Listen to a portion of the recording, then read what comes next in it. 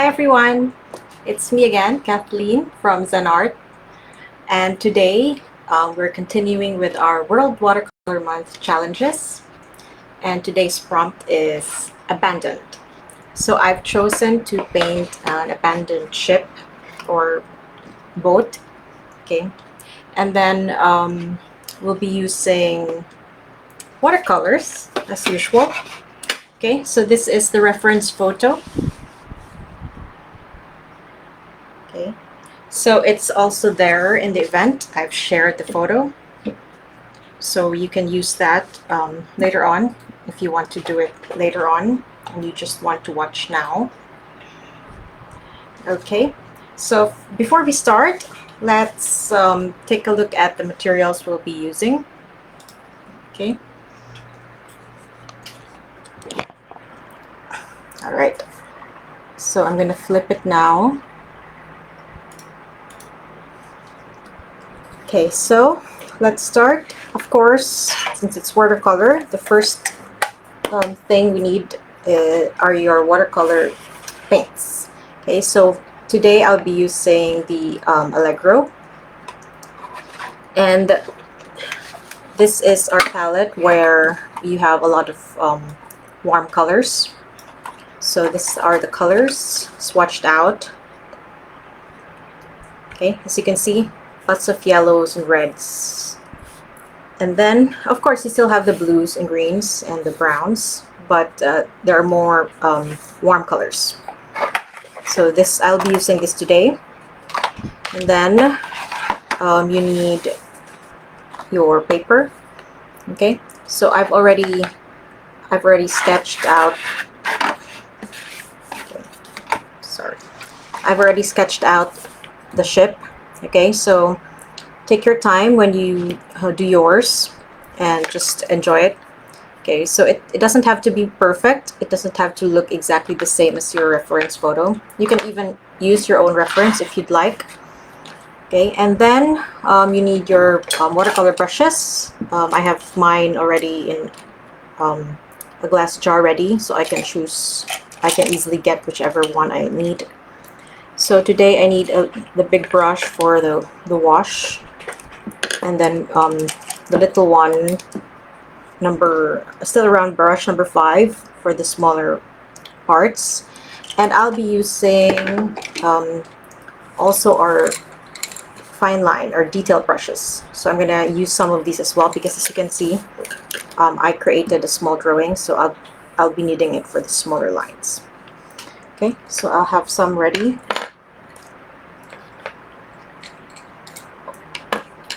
Okay,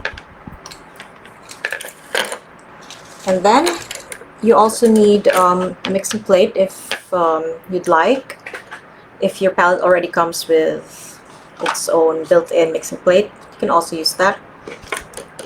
And of course your water for rinsing and for diluting your mixtures, and your paper towel or whatever material you prefer to use to absorb. And I'm also going to use a toothbrush, okay, because here in my reference photo there's this night sky, and I'm going to use that to create the stars later on. Alright, let's start. Okay, so once you've sketched out your sailboat or your ship, then you can start painting. So the photo that I picked, the colors are just really grays and blacks, but of course you can choose whichever you like. It can be any kind of monochrome. It can be blues, it can be purple, okay, it can be your own mix of black. So it's up to you. You can totally play around with the color that you want to use for this. So for mine, I'm going to use the black here because it's hardly used. I hardly use it. That's why I also chose this reference photo, so I can get to use the black. Okay, I'm going to use the black since I already have it, but I'm going to mix some blue to it, so it's not like a deep just a plain black. And I'm going to use my syringe to get more of the water. because I'm going to be using a lot to wash the background. Okay, there I have my pool of water, and then I'm going to go and get some of the black. Okay, let's put these brushes to the side. And I also like to have a scrap paper on the side so that I can test out my mixture before I use it on my main work. So I'll get some more black, because sometimes if you look, it looks black, especially with black, but it's actually gonna come out pale. So that's why I have this, so I can check it. And now I'm gonna go and get some of the French ultramarine right here, just to temper the black, give it a little bit of life. Okay, so let me try this out. Okay, it's a little bit pale, so I need to add some more.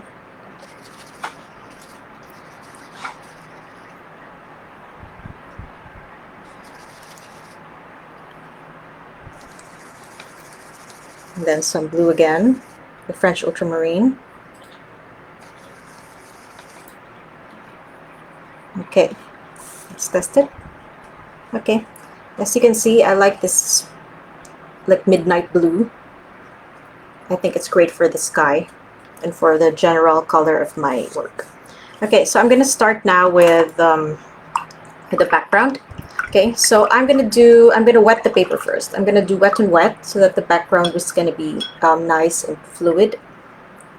Okay, so let me use the cat's tongue for that. Okay, so I like the cat's tongue because it has like a wide and full belly, but then it has this tip, so you can work around as well. So I'm going to use the cat's tongue to wet, okay, so it covers more area.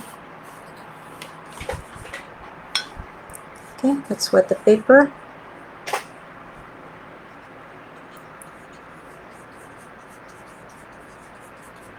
Okay, so make sure it's evenly wet. Okay, if your paper is thick, then it can handle more wetness, but if it's not that thick, then try to limit the wetness, because it's gonna make the paper curl a lot. Okay, so now I'm going to start from the top.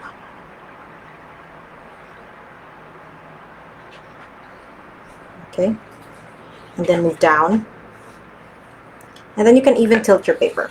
Okay, because I'm trying to create the gradiated effect, the gradient, and then I'm going to add more water here.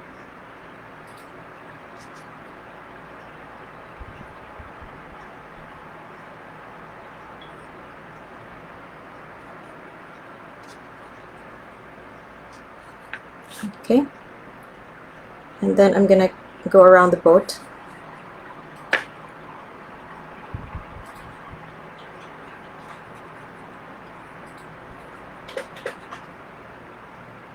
Okay, so you can do this with the wet on wet technique.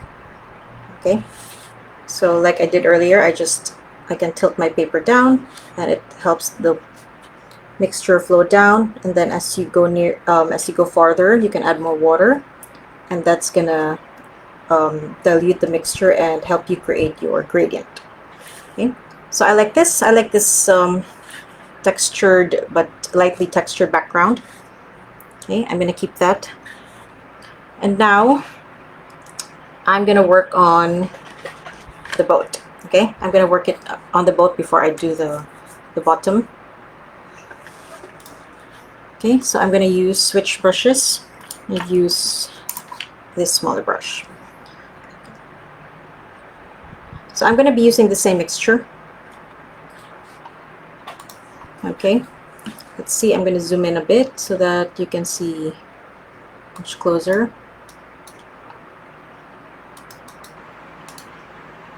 Okay, there you go. Okay, So the same mixture, looking at my reference photo, I'm going to cover this as well. So this is my first layer.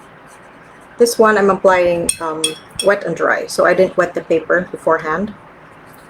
And then I'm not really aiming for it to be a nice clean application because this is an abandoned ship, so it's going to be rough around the edges and some. Okay, so I'm just going to lightly go over some parts. Give it that textured, rough look.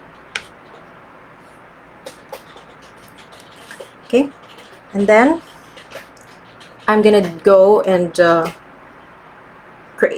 work on the shadows now. So I'm gonna get some more black. I'm gonna create a more saturated mixture because this one is more of a mid-tone. So I'm gonna create a deeper, darker mixture of the lamp black and the ultramarine, French ultramarine. So if you don't like a solid flat black, black can sometimes come out flat and too matte. And the way to do it is you can mix your own blacks by mixing your primaries or your contrasting colors or complementary colors. And that can create different kinds of blacks that you can use if you don't have black. Okay, so again, I'm gonna keep adding pigment because I want it to be very dark. Okay, so I like this. This is good. Maybe a little bit more black so it's not too blue. Okay, so I really like to have my scrap paper so I can control my swatch. Okay, there. So it's more of a blue-gray now. Okay, so I'm gonna go and work on the shadows here on the boat.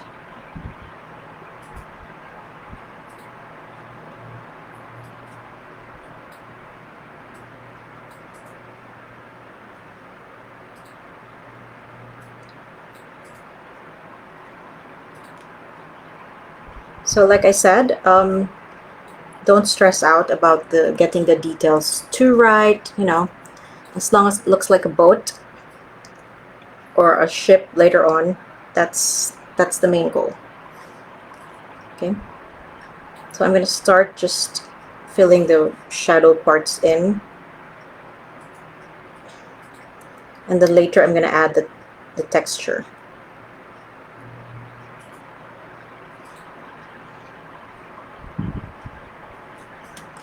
Okay, so let me know if you have any questions, if anything doesn't seem clear, okay, if you have things that just come to your mind.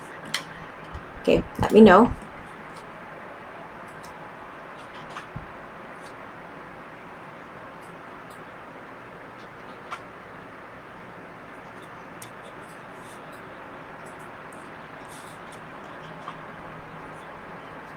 Okay, so this part seems still a bit wet, so I'm going to wait for it to dry so that the paint doesn't spread. I want my edges to be clean.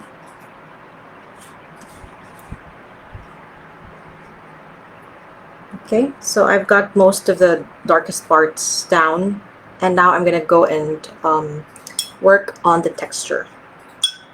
Okay, so let me switch to this rigger brush. Okay, this is from the fine line, and as you can see, it's really fine. So this is useful for little details that you want to work on. Okay, and now I'm gonna add the texture, like the boat wood cracking. Okay, so I'm gonna start with this mid-tone mixture that I worked on earlier and just go and create those lines. Okay, so I don't have to follow exactly, but just to, you know, to show that the wood has been out there in the weather cracking.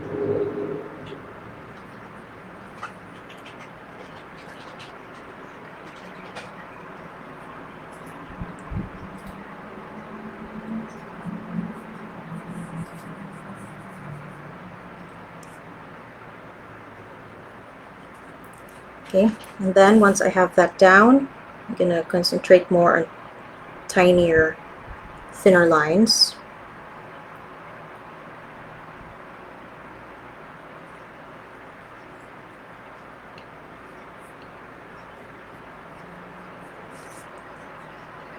Okay, and then I'm gonna add the details of the boat.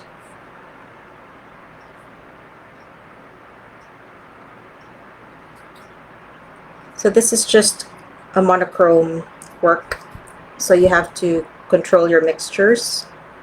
You can pre-mix several different shades already. Sometimes I do that, especially when working with monochromes. I like to have already pre-mixed and ready, so I can just keep working. Okay, and I'm gonna use also this to like sketch out the shape of the boat. Let me bring that closer so you can, okay, there you go.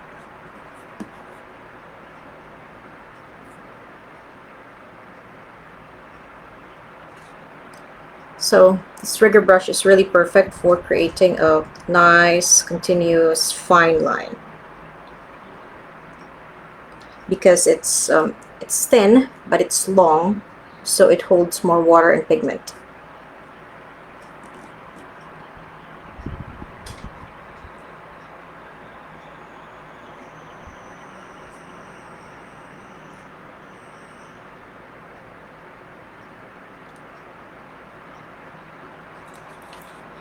Okay, so I sketched out the shape of the boat.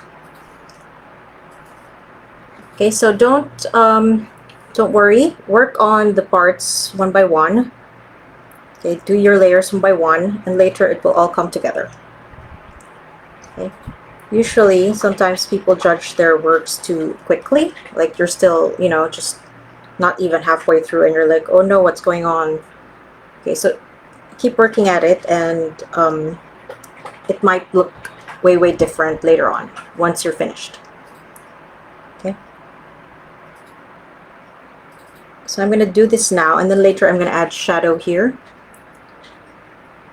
based on my reference photo.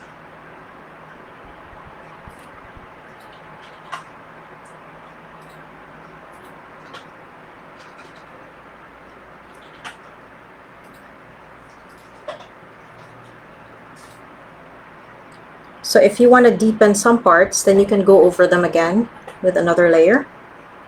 So I'm going to do that here. So if you want your lines to be more precise, then use detail brushes, because you can control them better. Usually detail brushes have this.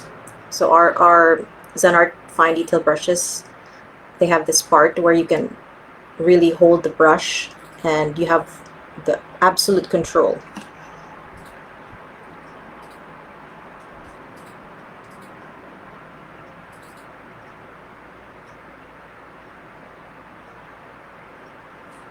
There you go. And now the shadows are even darker. So again, just work in layers and you'll get to where you need to be.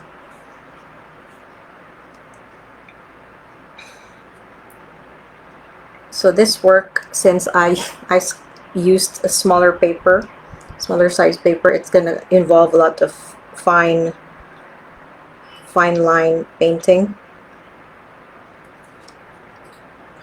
And that's also another way to explore, you know, try to work in smaller batches, so you can also practice your brush control and your line controls. They're challenging, but they also have their own charm working with smaller works. Okay, and I just smudged this, so I'm going to go over it. Okay, so for example, if you did this and smudged, you can still fix that. You can have your fine, shorter brush and just remove. Okay, lift off the paint. Okay, you can wet that and just lift it off. Okay.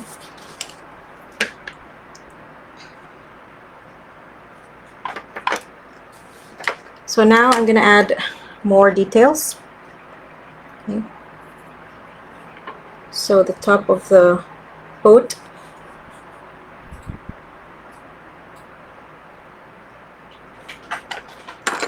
Okay, I'm going to go back to the rigger. It's really great. I love it.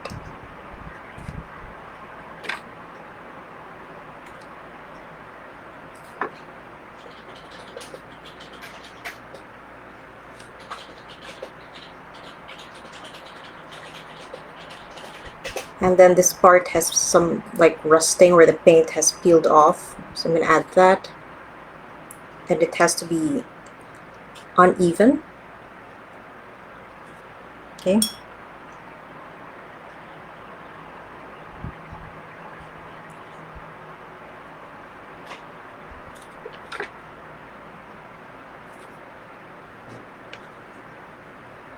So here and there, some paints have really lifted off, peeled off, and on some parts it's just small dots. And you can use, you can also use something else to help you create some of the texture.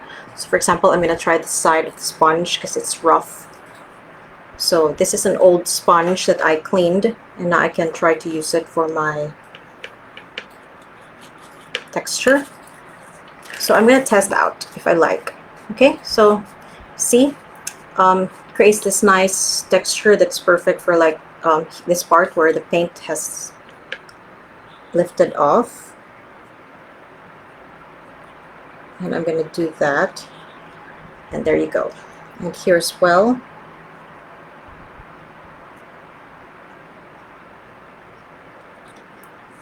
Okay. I'm going to use my brush to add extra parts here and there.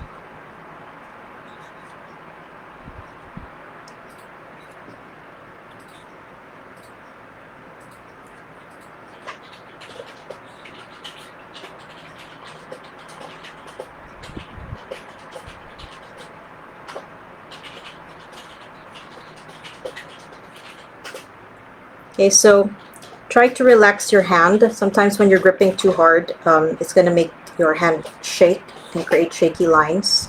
Sometimes I forget that, so I keep reminding myself to relax my hands.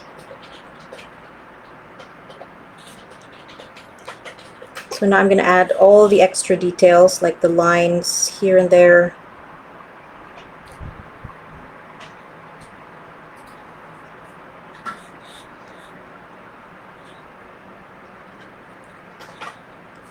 Okay, sorry, I just read your messages.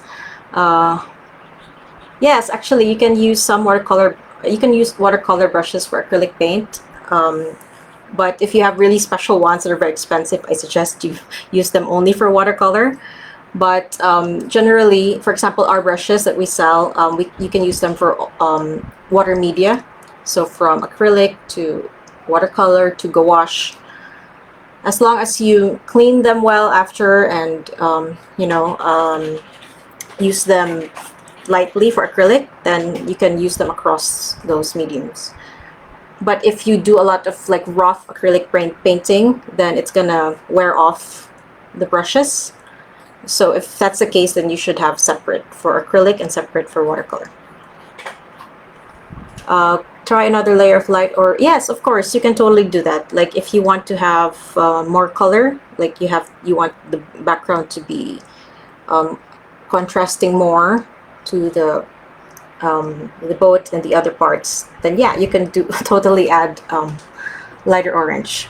Try it out. Sometimes you can try several versions of this one painting, and it can be like a collection. So why not try it out? Okay, it's not going to ruin anything. It's just really a matter of preference also, which one you end up liking more. Okay.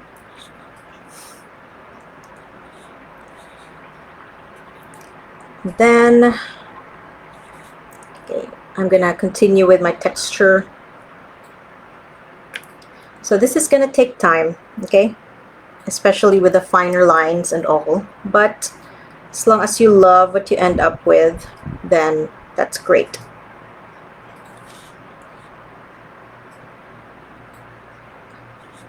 Okay, so you can try using different household items to create different texture. Like earlier, I used a sponge. Okay, if you have something at home that you feel like would be interesting to try out, what texture you can get from it, then go ahead and try that. You never know. Okay, so we have an article about that. If you haven't checked it out yet, watercolor painting techniques, you can find it on our website at ZenArt. And then we also have other articles there, like watercolor brushstrokes. And if you don't know what materials to start out with and you want to start watercolor painting, so check out our blog under toolkits, and you might find what you're looking for there. It's not just for watercolor, we also have articles that cover oil as well as composition.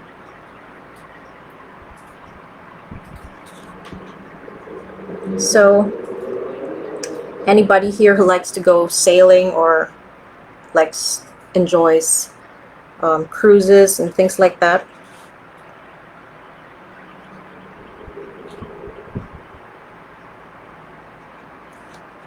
when I see abandoned ships or shipwrecks, it's just my mind starts to think about the story behind why it's been abandoned, why it's there. It's like it's full of story.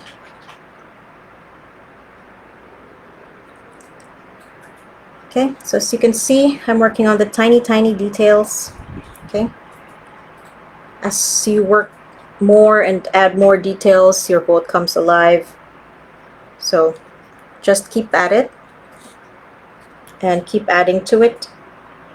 Okay, don't stress out if you don't get it exactly the same. Okay, we're not aiming for a photocopy of the reference photo. This will be our own interpretation.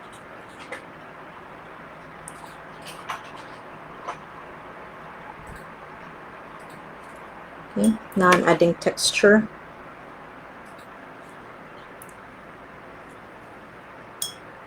So keep in mind that this is an old abandoned boat, so it shouldn't come out smooth.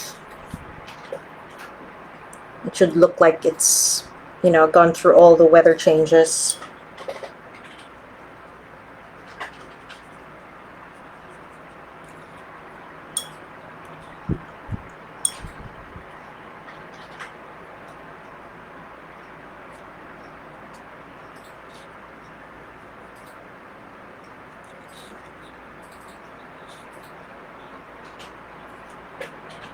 And if your paper is thin, then I suggest you stretch it beforehand.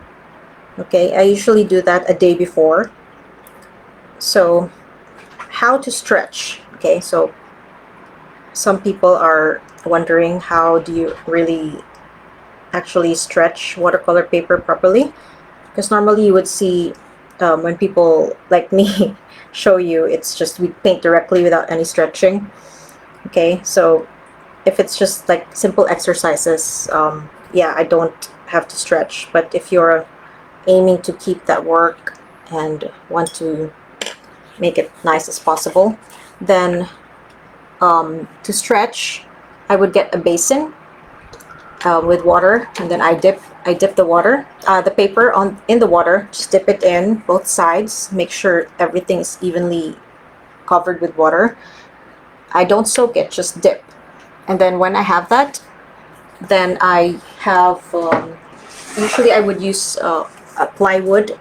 Wood is great because it will absorb the excess water from the paper that you just dipped. So you put it on your board and then flatten it out, and then get your craft gummed paper tape. Okay, so paper tape, it looks like this. Okay, so it's like craft paper, but it's actually gummed.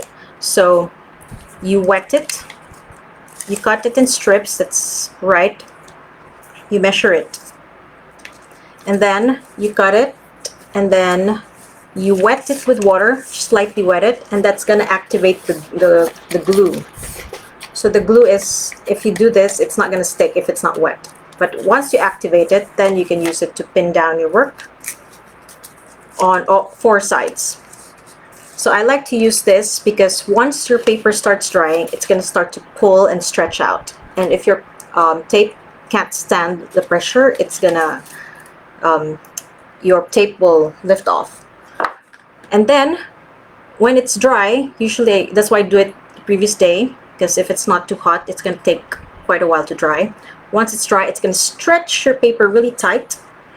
And for example, if you used a thin board, the board will actually like start to bend also.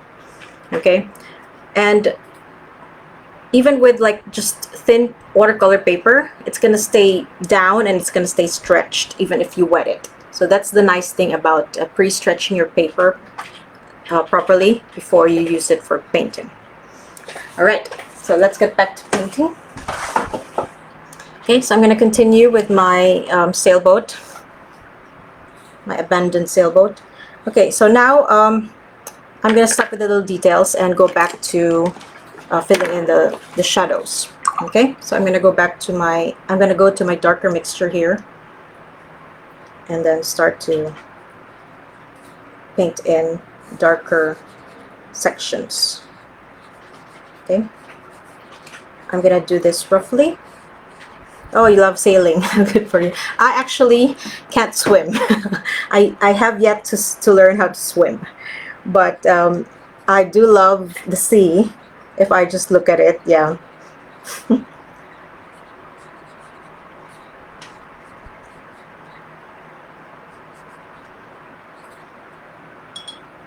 Okay, and then I'm going to add water and just soften the sides.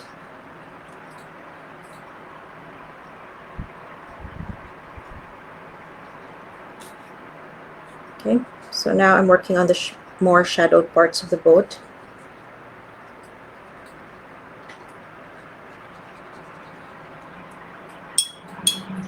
Okay, so I'm just going to apply this roughly. So that's why I applied the thinner lines early on, so that I have that texture already there in the background before I do this shadowing.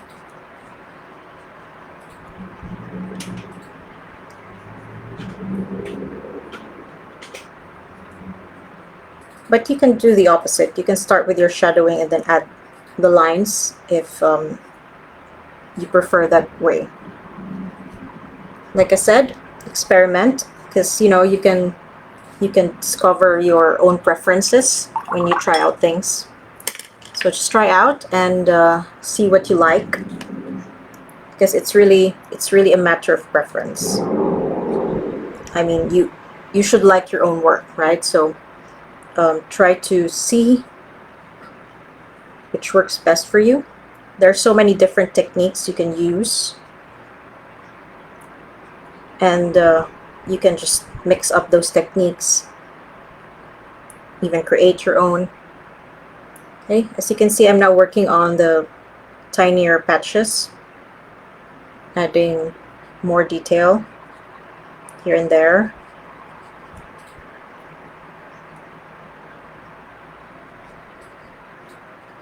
So my reference photo is just really my reference. I don't have to be a slave to it.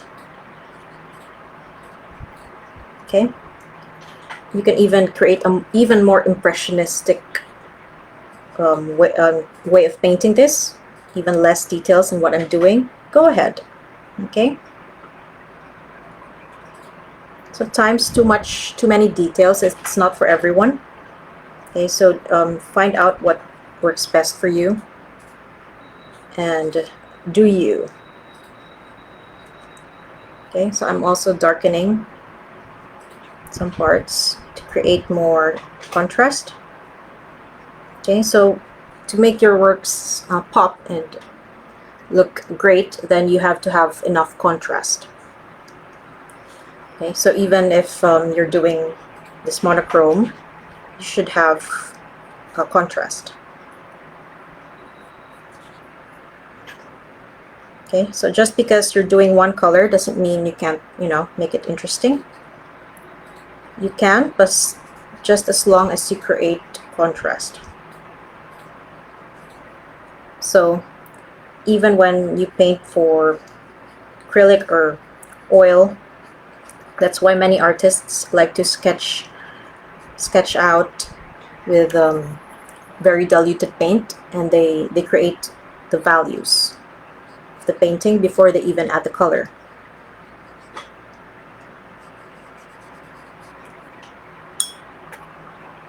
Okay, and now I'm gonna add even more texture here, like very patchy paint.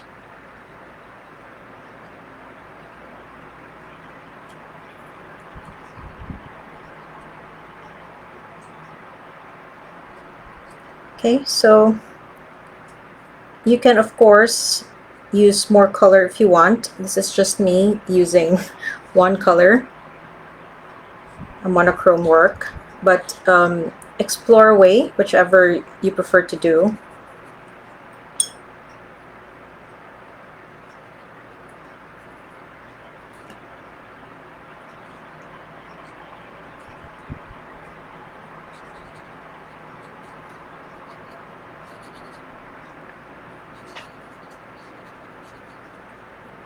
Okay, I'm gonna adding more shadow.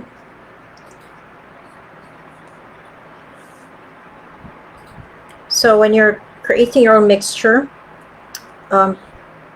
create enough so that you don't run out. Okay, especially if you mix 2 or 3 colors, and it would be hard to replicate it. So create enough. Like earlier, remember I used a syringe, so I have like a lot of water already in my mixing plate.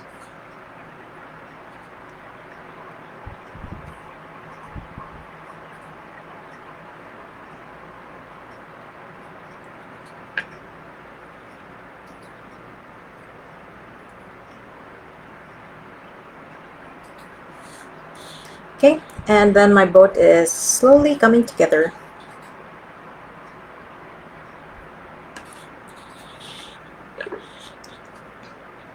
I'm gonna deepen the shadows here and there.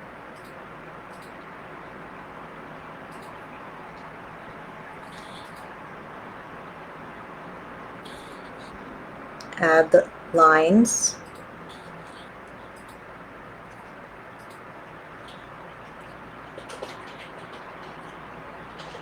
So this is a more serious landscape subject because it's, not everyone has a romantic view of shipwrecks or abandoned ships. Okay, I'm gonna add the details on top before I forget.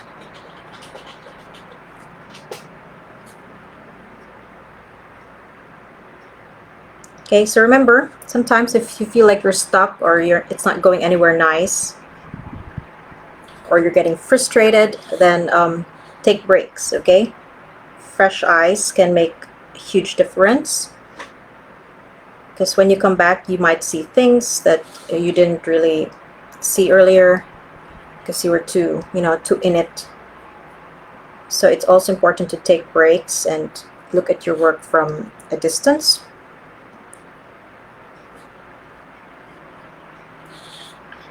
Okay,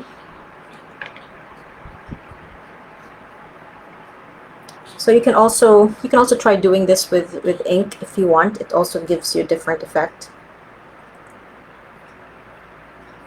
If you have ink there, try it out. You can try mixing ink with watercolor.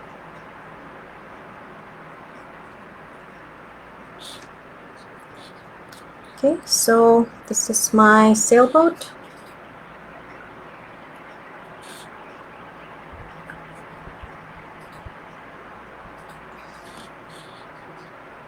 I'm gonna darken this upper part.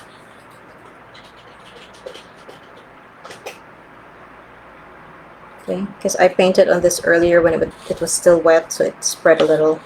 So that's why if you want your lines to remain crisp, your paper has to be dry. But if you like the effect of your stroke spreading, then wet and wet is the one for you. But if you want it to be clean, crisp lines, then it should be wet and dry. So make sure your paper is dry. Okay, so I have this. Then I'm gonna darken this a little bit, just a little bit.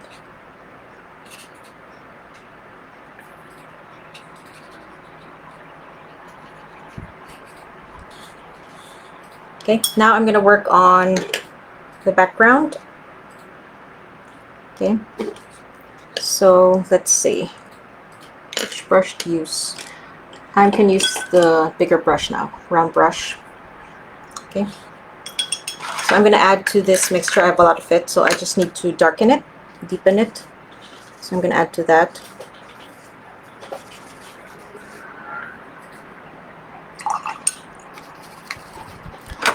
So if you have like unused blacks, I hardly use my blacks in watercolor, then you can try to create black and white works. But if you don't have black, that's not a problem because you can always mix your own blacks. Okay. To mix your own blacks, you can mix your complementary colors like green and red, purple and yellow, or orange and blue, or you can mix your primaries. Okay, so experiment. Different colors make different kinds of black because it depends on the warmness or coolness of the colors that you used. So they can give you different kinds of black. So try it out and you'll be amazed at what kinds of black you can actually create. Okay, so this boat has like it's already sunk part way in the ground. So this part is actually ground, or I don't know, maybe it's sand. It's black and white, so it's not very clear, but it's definitely some sort of ground. Okay, so I'm gonna apply it here.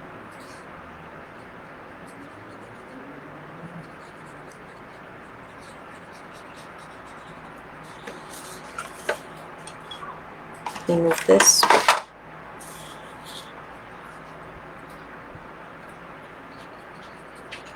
And this part is again shadowed. So if you want the paint to spread more unevenly, then you can wet the paper beforehand before applying your paint, and then the paint will just bloom and spread.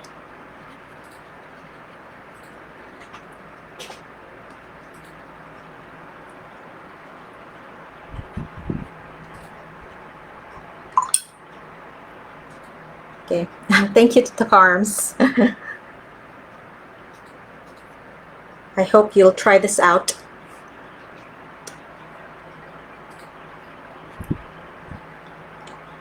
So if you try this out, please share to us your works. We'd love to see your own versions. Okay, I love to see your own take, because of course this is my own take and you'll have your own. So please do share. Don't be shy. We're all learning, still learning. I myself, I'm not done with learning. Still have a lot to learn. So let's all share away.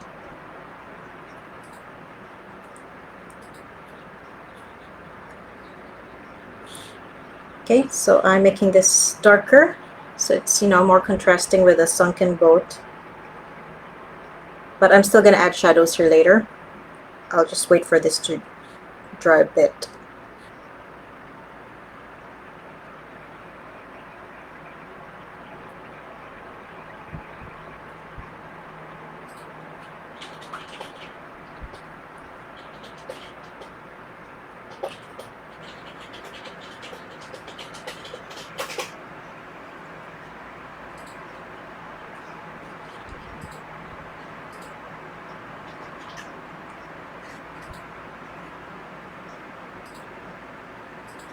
Okay, so shadows of the boat just blend with the ground.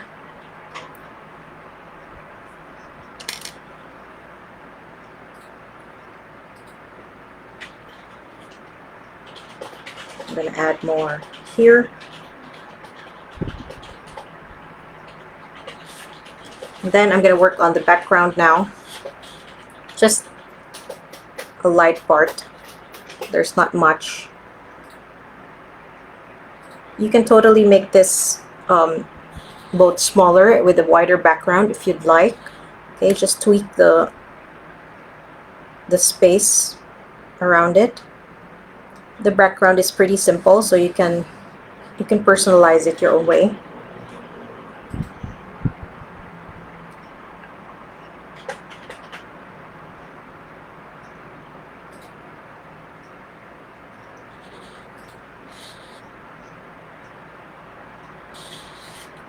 Okay, and then I'm gonna add sparkle water.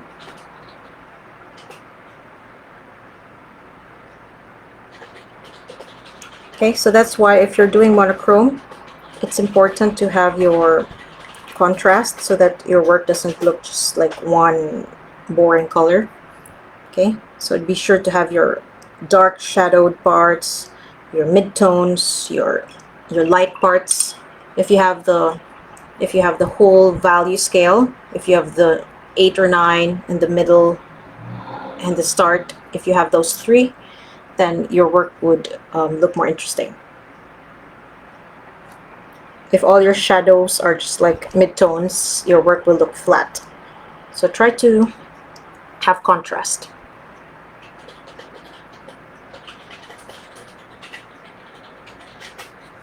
So even I am just like taking a look and where I can add more, tweak here and there.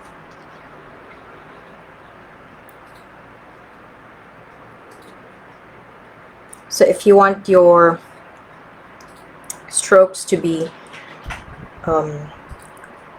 more textured, then you can paint on dry. You wait for the layers to dry and then paint. Then you will have more solid texture. Okay, so then I'm gonna add the lines like this here. Add a little bit of texture to the ground.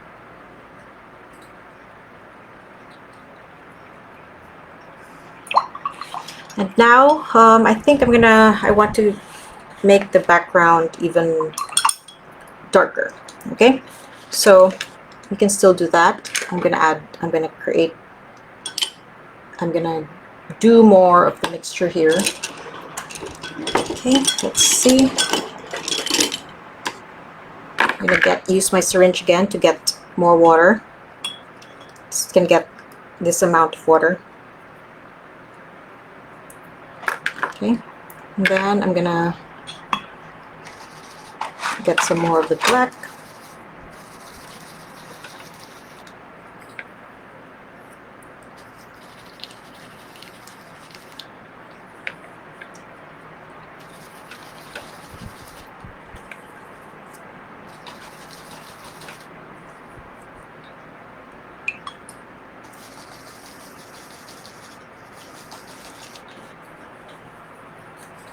Okay, let's see if I like that. Okay, looks good. So now I'm going to apply it again here.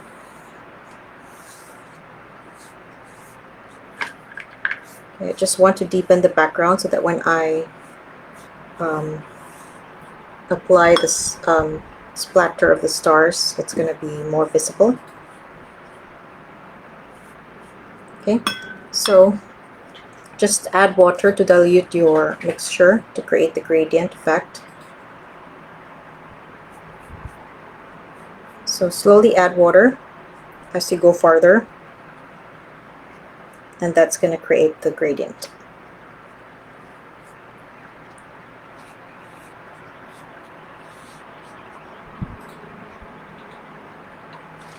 Okay, so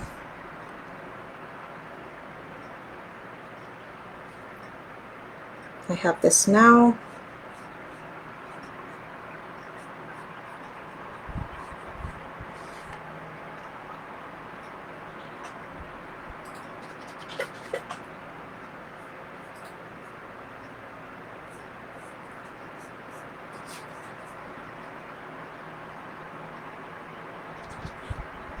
So I'm going to wait for this part to dry, and I just need to add the stars. Okay, meanwhile, I'm going to go back to the boat to add details here and there. Okay.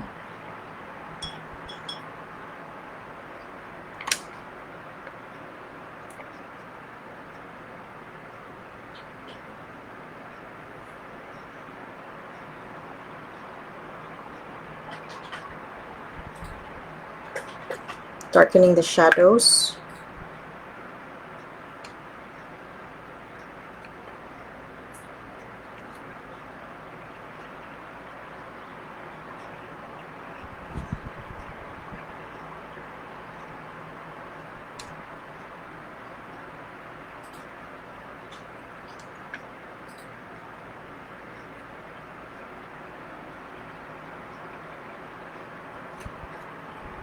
Okay, so just check your reference because it's your main guide, especially about the shadowing. Okay, but don't stress about making it exact.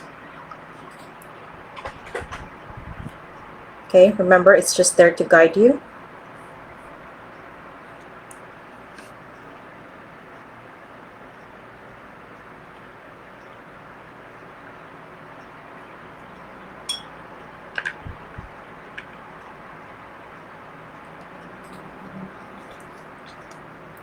Okay, so for now, I'm going to add the shadow here.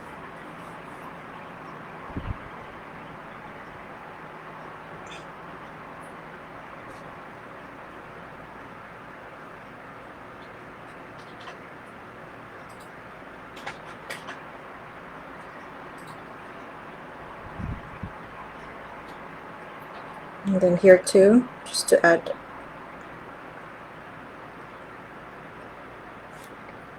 extra detail, contrast. Okay, so if you can't wait for it to dry, then you can use your blow dryer. Okay, so I think I might do that so that the stars remain crisp.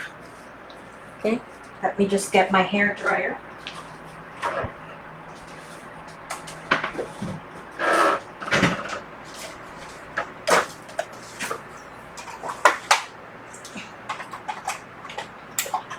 Okay, so use your blow dryer.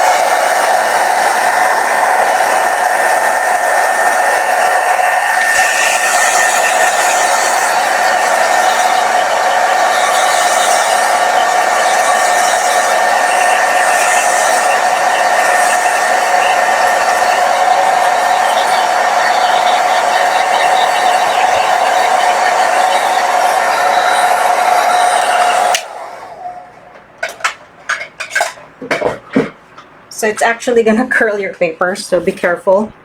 While it's still wet, hot, then you can just, it can actually also help straighten your paper. Okay, so now I'm gonna go do the stars. Okay, so I'm gonna use Go Wash for that.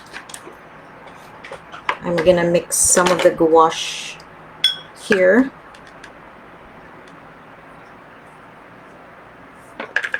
This. Okay, so some gouache ready here, and then I'm gonna go and get my toothbrush.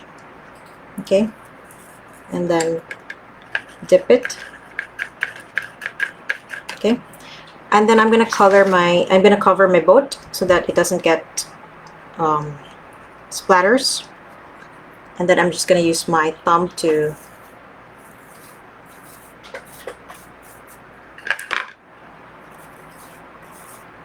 okay, so you can do that, or you can also use your brush and splatter like this. Okay,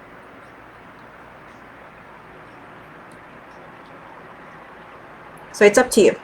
Experiment outside your work and try it out so you can see which one you like. Okay,